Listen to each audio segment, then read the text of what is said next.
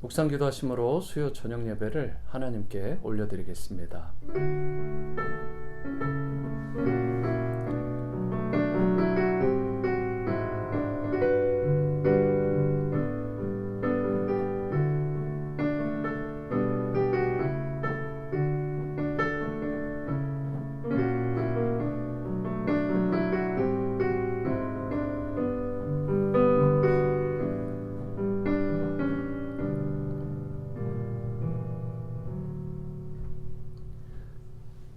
사랑의 주님, 지난 한 주 동안도 저희를 은혜의 장중에 붙들어 주시고 이렇게 주님의 은혜를 사모하여 나온 심령들 또 굽어 살펴주시고 또 돌아보시는 큰 은혜를 인하여 감사드립니다.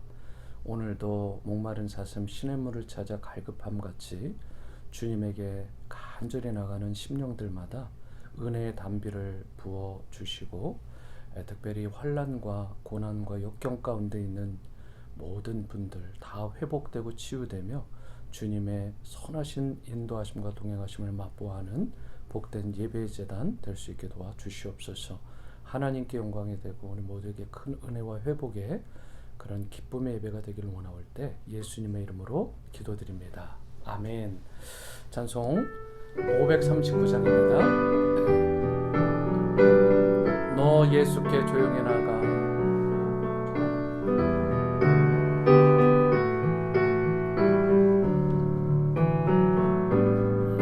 너 예수께 조용히 나가. 내 모든 짐 내려놓고 주 십자가 사랑을 믿어 죄사함을 너 받으라. 주 예수께 조용히 나가. 내 마음을 쏟아놓으라. 늘은 미리 보시는 주님, 그 은혜를 베푸시리. 주 예수의 은혜를 입어 내 슬픔이 없어지리. 내 이웃을 늘 사랑하여 너 받은 것 거저주라. 주 예수께 조용히 나가. 내 마음을 쏟아놓으라. 늘은 미리 보시는 주님, 그 은혜를 베푸시리. 주 예수를 친구로 삼아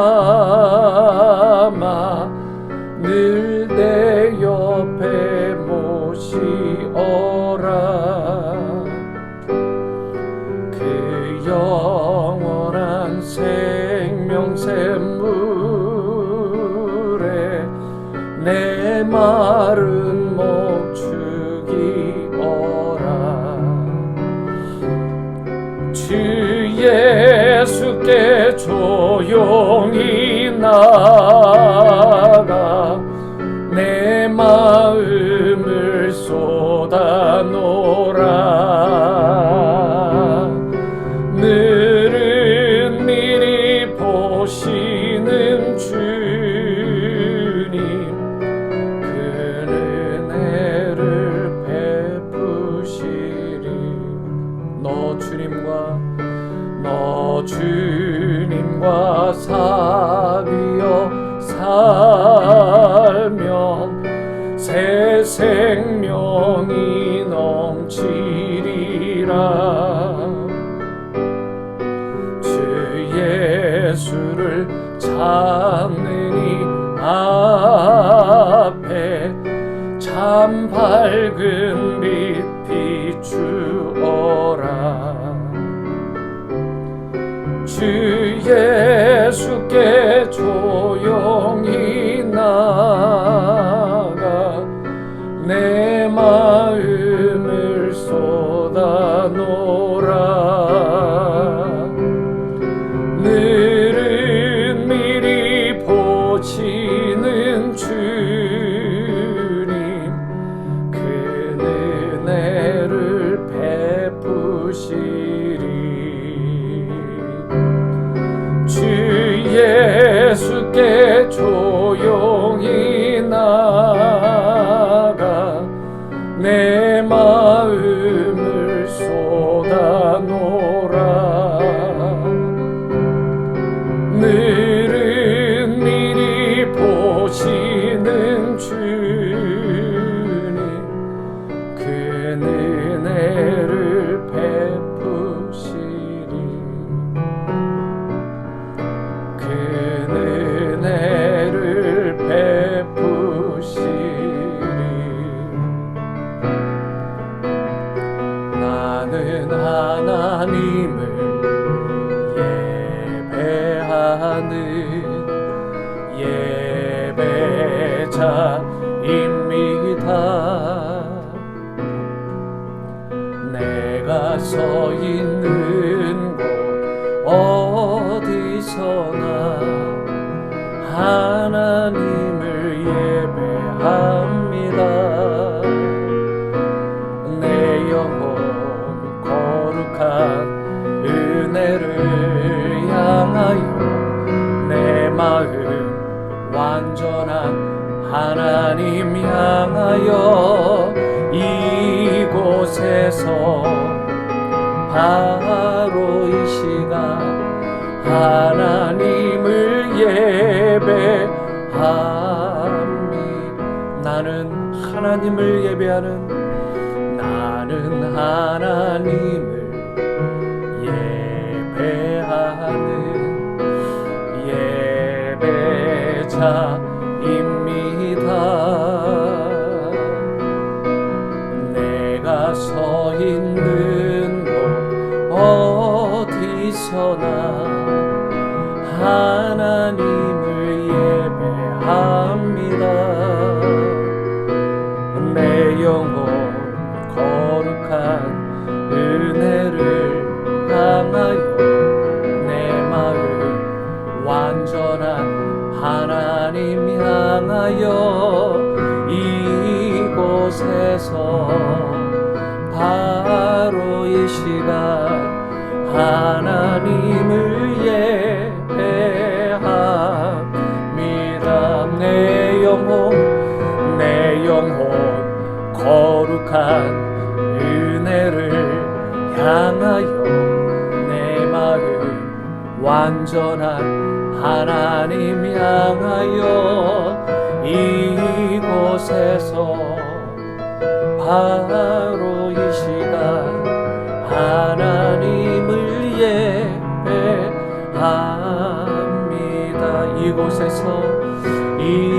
이곳에서 바로 이 시간 하나님을 예배합니다.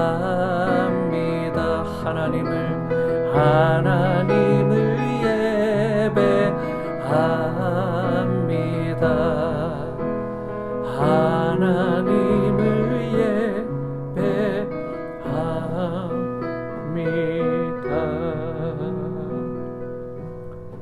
내 영혼 거룩한 은혜를 향하여 내 마음 완전한 하나님을 향하여 이곳에서 바로 이 시간 하나님을 예배합니다. 오늘 그러한 참된 예배자로 주님 앞에 서게 해달라고 다 함께 기도하며 나가십니다. 사랑과 은혜의 주님, 바로 이곳에서 이 순간 하나님을 예배하는 참으로 복된 하나님의 사람들 다 되어줄 수 있게 도와주시옵소서. 주님, 놀라운 하나님의 은혜를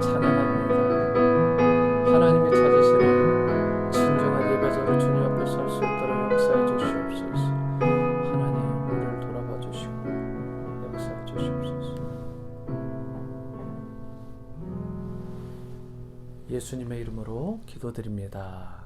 아멘. 오늘 수예배에 나오신 모든 분들 다시 한번 주님으로 환영하고 축복합니다. 계속해서 기도해 주셔야 될 것은 우리 온누리 성도님들, 특별히 주님께서 눈동자같이 지켜주시고 어린아이부터 노년에 이르기까지 정말 단 한 분도 상하거나 정말 어려움 당하지 아니하도록 여러분 특별히 주님의 보호하심과 선하신 인도하심을 위해 기도해 주시기를 부탁을 드립니다.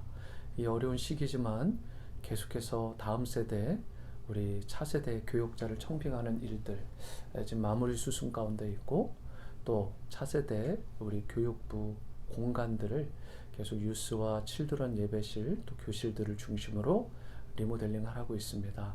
여러분 끝까지 기도해 주시고 주님께서 기뻐하시는 귀한 예배 초소로 또 말씀과 친교와 교제가 일어나는 귀한 나눔의 장소가 될 수 있도록 정말 퀄리티 있게 또 안전하게 마무리되도록 끝까지 기도해 주시기를 부탁을 드립니다. 자, 오늘 하나님께서 우리에게 주시는 말씀은 다니엘서 12장 1절에서 4절까지의 말씀인데요. 우리 넉절이니까 한 목소리로 합독하도록 하시겠습니다. 1, 2, 3, 4절 함께 읽습니다. 시작.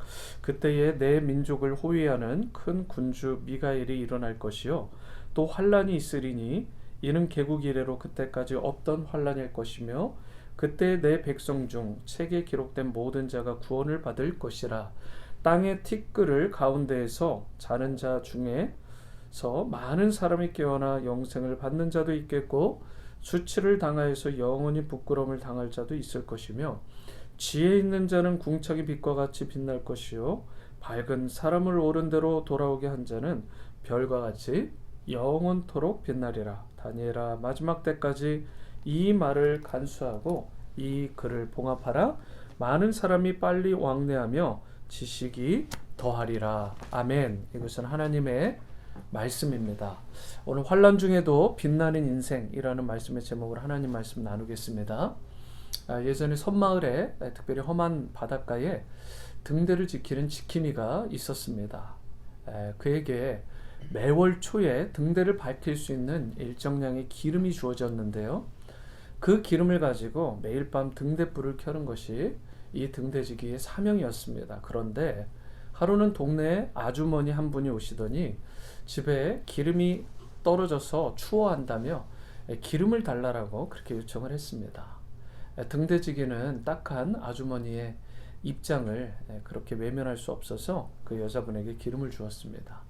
다음 날입니다. 남자 한 분이 찾아와서는 섬에서 전기가 잘 통하지 않는데 특별히 이 기름이 있어야 등불에 기름을 켜서 공부를 할 텐데 그러지 못한다고 시험 칠 수 없는 사정을 얘기하니까 딱한 마음에 그 등대지기가 이분에게도 기름을 퍼주었습니다.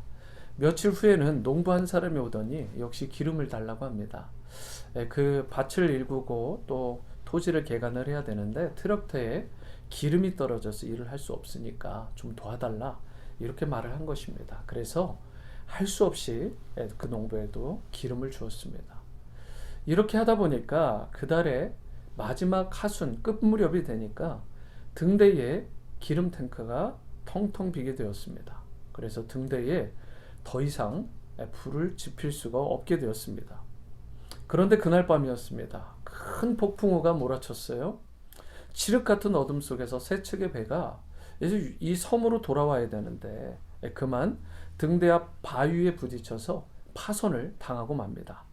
등대에 불이 꺼져 있었기 때문에 어디가 섬인지 그리고 어디에 바위가 있는지 잘 식별을 하지 못했던 터라 그 배의 선장님들이 조선에 오다가 그만 바위에 부딪히고 만 것입니다. 그 결과 많은 사람들이 생명을 잃는 정말 참사가 벌어지게 되었습니다. 이 사건을 조사하기 위해 나온 조사관이 등대지기에게 책임을 추궁했을 때 등대지기가 병명을 합니다.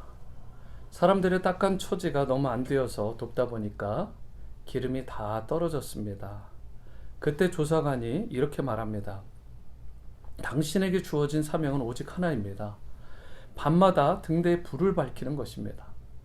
그 외에 나머지 일들은 다 2차적인 일입니다. 그러므로 변명의 여지가 없습니다.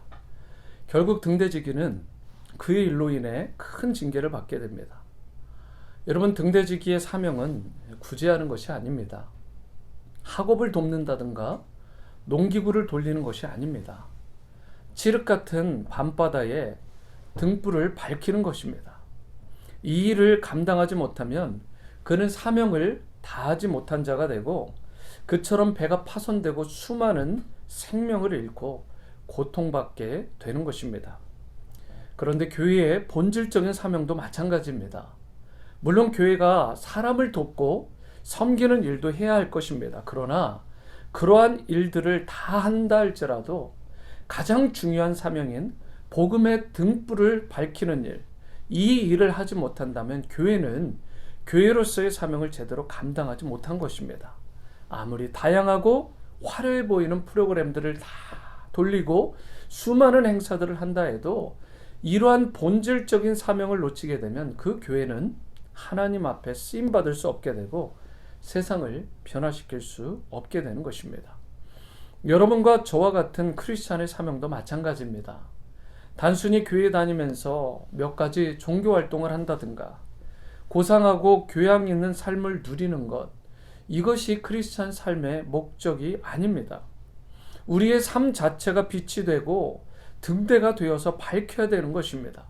그래서 어두운 땅을 비추고 수많은 사람들을 생명으로 인도해낼 때에 우리 개인의 삶에도 열매가 있고 교회도 살아 움직이게 되는 것입니다. 그럼에도 불구하고 오늘날 많은 크리스찬들이 마치 기름이 다 떨어진 등대와 같이 무기력하게 생명력 없이 이 땅을 살아가는 것을 보게 됩니다.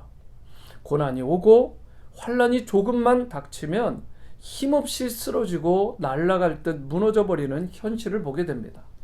그렇다면 우리가 어떻게 할 때 이 어두운 세상, 환란과 고난의 현장에서조차 빛나는 인생으로 살아갈 수 있을지 오늘 본문을 통해 이 부분을 함께 나누길 원합니다. 첫 번째로 우리가 환란 중에도 빛나는 인생으로 이 세상을 밝히며 살아가려면 하나님의 예비하심을 신뢰해야 됩니다. 우리에게 환란이 닥쳐오고 고난이 닥쳐올 수 있어요. 하지만 동시에 우리가 신뢰해야 되는 건 하나님이 예비해 두신 것이 있다는 사실입니다. 이 사실을 우리가 정확하게 알아야 어두운 시대에도 빛난 인생으로 하나님 앞에 나아갈 수 있는 것이죠. 1절 상반절 말씀인데요. 그때에 내 민족을 호위하는 큰 군주 미가엘이 일어날 것이다 라는 말씀이 있습니다.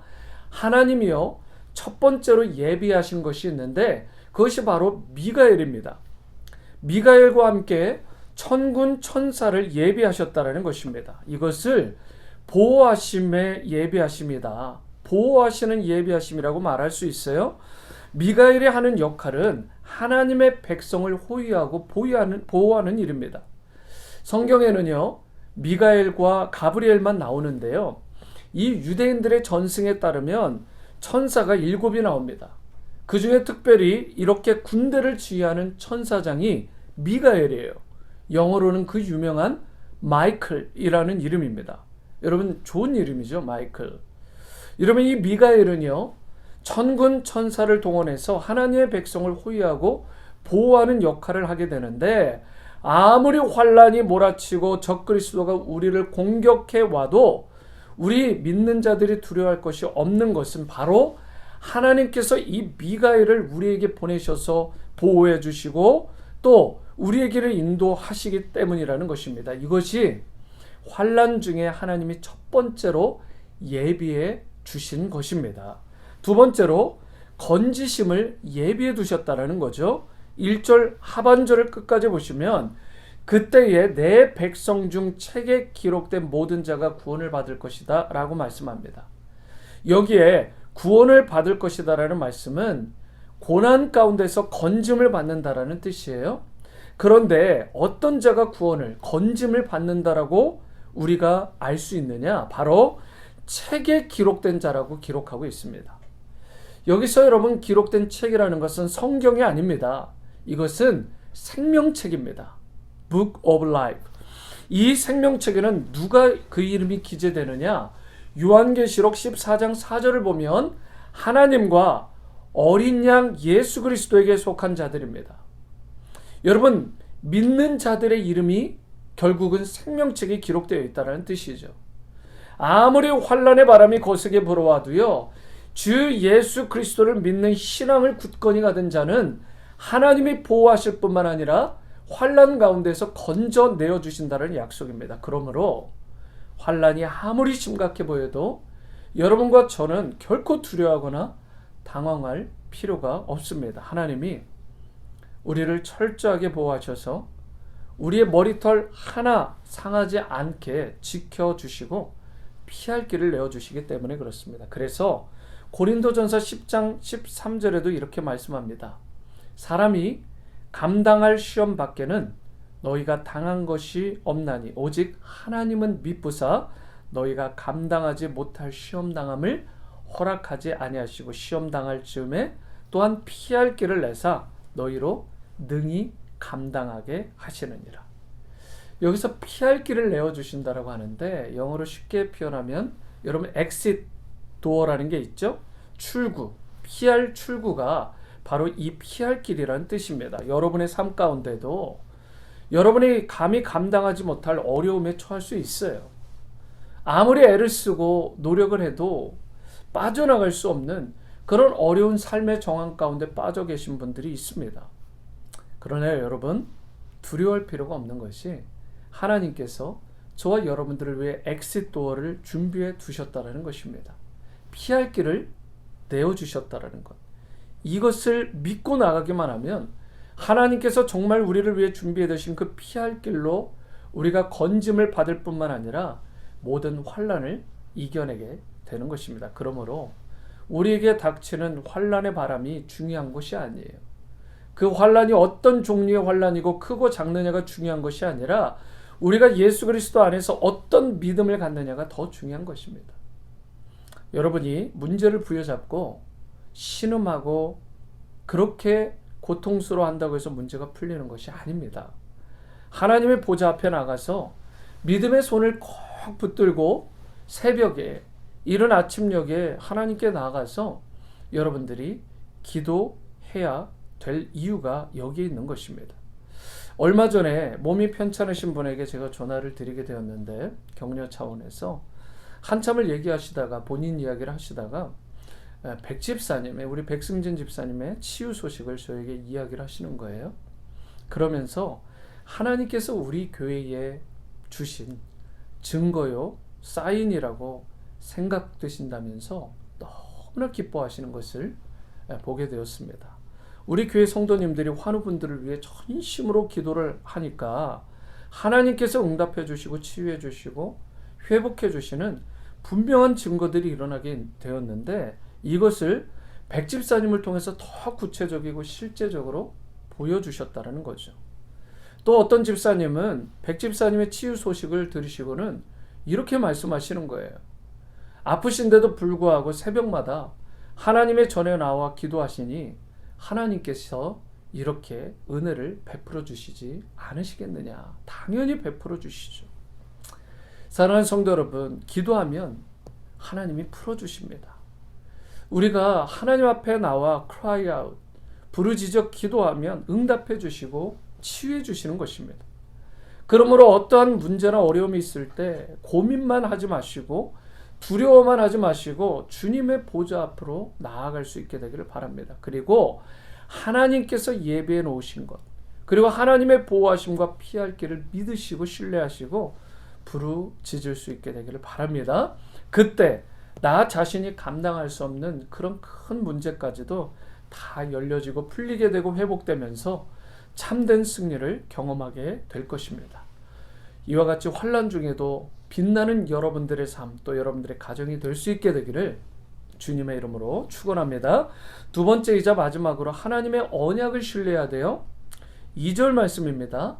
땅의 티끌 가운데에서 자는 자 중에서 많은 사람이 깨어나 영생을 받는 자도 있겠고 수치를 당하여서 영원히 부끄러움을 당할 자도 있을 것이며 라고 말을 합니다. 여기에 보면 땅의 티끌 가운데서 자는 자들 중에라고 말씀을 하는데 이분들이 어떠한 분들이에요? 결국 무덤 속에 있다라는 것. 이분들은 무덤 속에 들어가신 곧 돌아가신 분들이에요.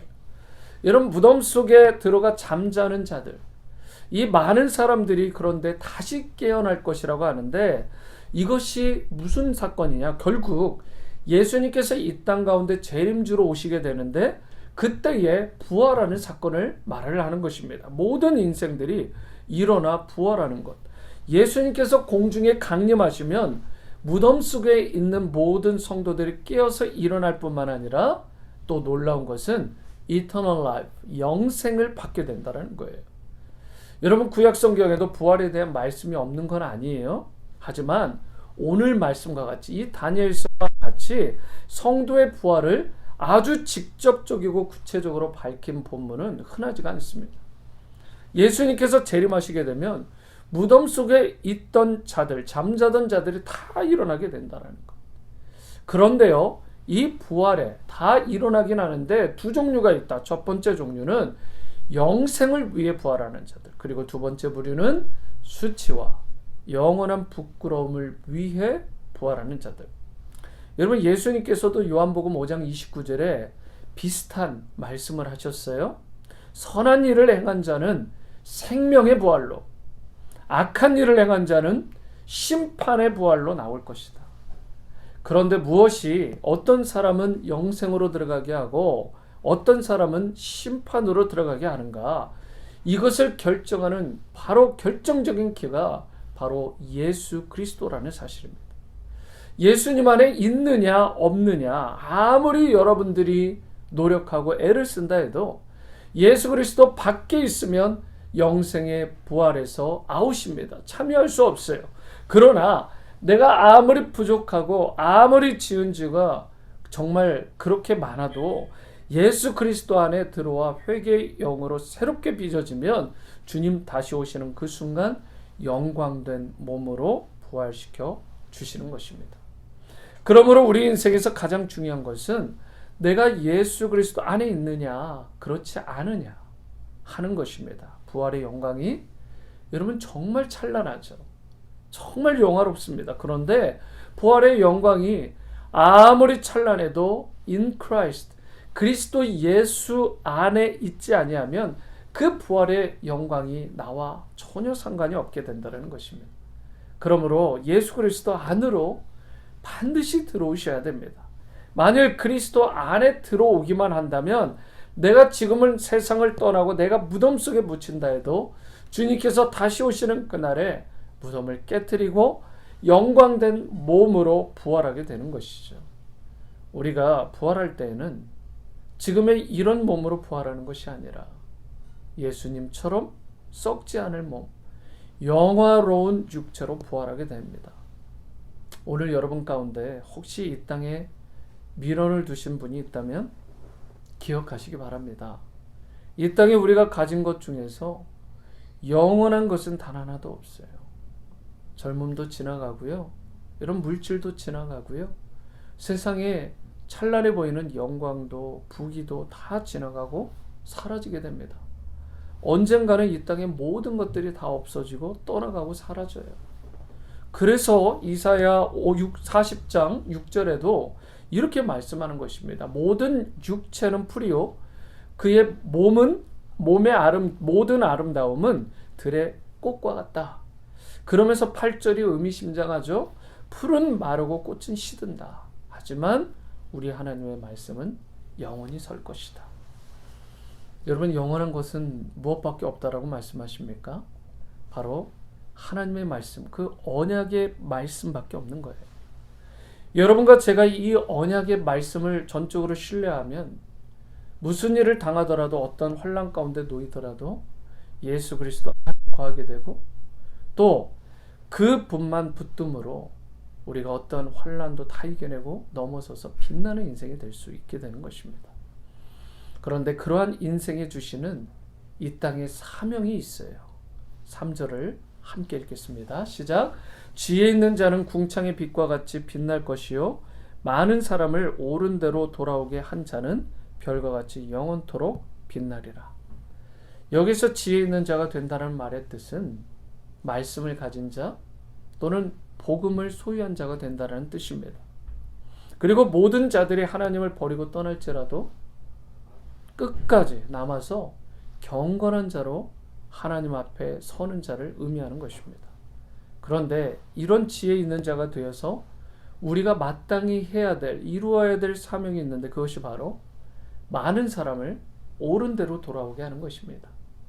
이것을 복음 전파다, 선교다, 전도다 말할 수 있는데 예수님께서 이 땅을 떠나시면서 마태복음 20장과 같이 내리신 분부, 그것이 바로 그 유명한 The Great Commission, 지상 대명령, 지상 대사명입니다. 여러분, 교회의 존재 목적과 사명이 여기에 있죠. 성도의 존재 목적과 사명도 여기에 있습니다. 주님의 대명령, 대사명을 이루기 위해서 교회가, 성도가 이 땅에 존재하는 것이죠. 이것을 감당하고 이것을 바로 행할 때 교회가 교회다워지고 성도가 성도다워지고 우리의 자녀들이 크리스찬 자녀들다워지는 것입니다. 아무리 다른 것들을 많이 하고 이루어도요, 주님이 우리에게 분부하신 대사명을 이루지 못한다면 교회의 의미는 사라져 버리는 것입니다. 우리 개인의 삶이 하나님이 보실 때 정말 가치 있고 의미 있는 삶을 살길 원한다면 복음을 증거하고 그 복음을 나누는 자로 쓰임 받아야 됩니다. 생명을 구원하는 일에 여러분과 저의 삶을 드릴 수 있어야 되는 것입니다. 우리 주변에 생각보다 상처받고 고통 가운데 있는 분들 많습니다. 갈 길을 찾지 못하고 헤매고 유리하고 방황하는 분들이 꽉 차 있어요. 가슴속에 답답해서 도대체 어디를 바라봐야 될지, 그 빛을 어디서 찾을 수 있을지 희망조차 없어 보이는 그런 상태로 헤매는 분들 무수히 많습니다. 그들이 필요로 하는 것은 진리의 빛이 되는 바로 복음입니다. 생명의 복음이요 예수 그리스도입니다. 여러분과 제가 이 복음의 빛을 그들에게 전할 수만 있다면, 그래서 주님 앞에 우리가 그로 말미암아 서게 되면 그로 인하여 우리가 정말 주님 앞에서 빛나는 인생, 칭찬 듣는 성도로 우리가 평가받게 될 것입니다. 우리가 사는 이 시대요, 정말 어두운 시대요, 어두운 세상입니다. 그리고 예측하건대 이 코로나로 인해서도 한번 예측해 보건대 이 어둠의 밤은 점점 더 깊어져 가게 될 것입니다. 안타깝지만 여러분, 그러나 밤이 깊어갈수록 새벽이 가까워온다는 이 사실을 꼭 기억할 수 있게 되기를 바랍니다. 희망이 있습니다. 비록 어둠이 여러분들의 앞을 가로막고 고통스럽게 해도 그렇기 때문에 결코 낙심하지 마시고 여러분 가슴 속에 심겨진 그 복음의 빛, 생명의 빛을 충만히 부여잡으시고 세상에 그 생명의 빛, 곧 예수 그리스도의 복음의 빛을 전하고 나누며 선포하는 그런 의미 있는 삶을 살아갈 수 있게 되기를 바랍니다. 그래야 환난 중에도 빛나는 인생이 되시고 하나님의 나라와 영광을 위해서도 정말 쓰임받는 그런 귀한 열매 맺는 인생 다 되어지게 되기를 주님의 이름으로 축원합니다. 오늘 찬송 445장 태산을 넘어 험곡에 가도 찬양하십니다.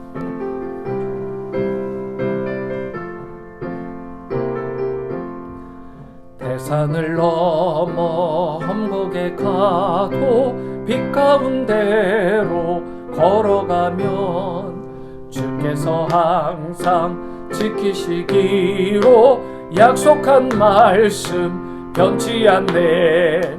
하늘의 영광, 하늘의 영광 나의 맘속에 차고도 넘쳐 할렐루야를 힘차게 불러 영원히 주를 찬양하리.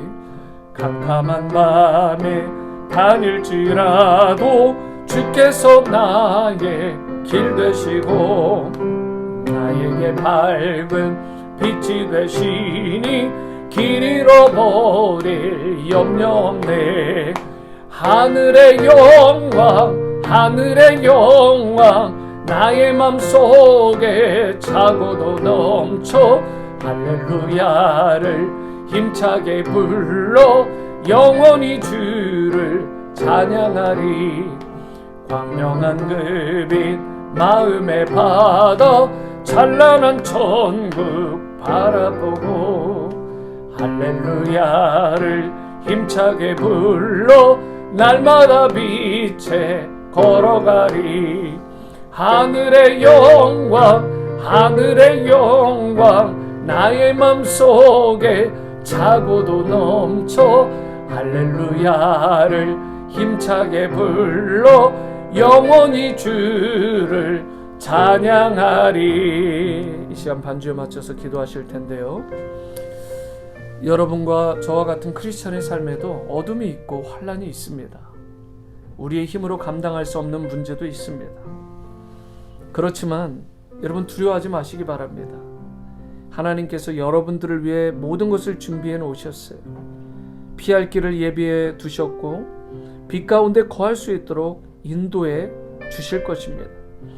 또한 주님의 손을 붙잡고 내 가슴 속에 새겨진 복음의 빛을 붙잡고 하나님의 나라와 영광을 위해 달려갈 수 있기를 우리가 기도했으면 좋겠습니다. 주님의 복음의 빛이 먼저 나에게 강력하게 비춰줘야 됩니다. 그래야 그 빛이 나를 통해 내가 속한 삶의 모든 지경 가운데, 관계 가운데 비춰질 수 있는 것입니다. 이러한 놀라운 역사가 일어나게 해달라고 다시 한번 우리 마음을 모두어서 전심으로 기도하시겠습니다. 하늘의 영광 하늘의 영광, 주님의 그 영광의 빛이 우리의 심령 가운데 비침을 고백합니다. 대산을 넘어 험곡에 가더라도 그 환난과 역경 가운데서도 우리의 소망 되신 주님만 단단히 붙들고 나가면 우린 소망이 있는 줄 믿습니다. 그 언약의 말씀, 우리를 붙들어 주시고 인도하신다라는 이 놀라운 소식 우리가 꼭 붙잡고 주님과 함께 승리하는 인생 살아갈 수 있게 도와주시옵소서. 주님, 우리를 붙들어 주시고 우리를 끝까지 인도하여 주시길 원합니다. 고난할 때, 환난의 때에 더 빛나는 인생이 될 수 있게 도와주시고 반드시 주님께서 우리를 동행해 주시고 역사하심을 우리가 믿고 구하며 나갈 수 있게 도와주시옵소서. 아버지 인도하여 주시옵소서. 아버지 함께하여 주시옵소서. 하나님 감사합니다. 우리가 비록 깜깜한 밤길을 걷고 골짜기를 통과하는 형편에 있을지라도 우리와 동행해 주시고 빛을 비춰주셔서 주님으로 인해 승리하게 하시고 소망을 향해 나아가는 그런 복된 인생이 되게 하시니 감사합니다. 우리의 삶 가운데 혹시라도 어려움 가운데 처할지라도 하나님의 우리를 향하신 그 예비하심을 믿게 하셔서 시험 당할 쯤에 피할 길을 내어주시고 엑시트 도어를 내어주시는 하나님으로 인해 사랑하는 성도님들의 가정과 직장과 삶의 터전에 피할 길을 내어주시고 환난 중에도 빛나는 인생이 될 수 있도록 은혜 주시고 축복하여 주시옵소서. 이제는 우리 구주 예수 그리스도의 크신 은혜와 하나님 아버지의 무한하신 사랑과 성령님의 감화감동 내주의로 충만하심이 오늘 수요 예배를 통해 다시 한번 깜깜한 인생길을 걸어갈 때 어두운 환난 가운데서도 주님 꼭 붙들고 신뢰하는 인생으로, 정말 빛나는 인생으로 복음의 빛을 바라는 자로 쓰임받고 그렇게 살아가기를 다짐하고 헌신하는 우리 모든 오늘의 성도님들과 저들의 가정 그리고 우리 공동체 위에 이후로 영원토록 함께 하시기를 다시 오실 예수님의 이름으로 축원하옵나이다. 아멘.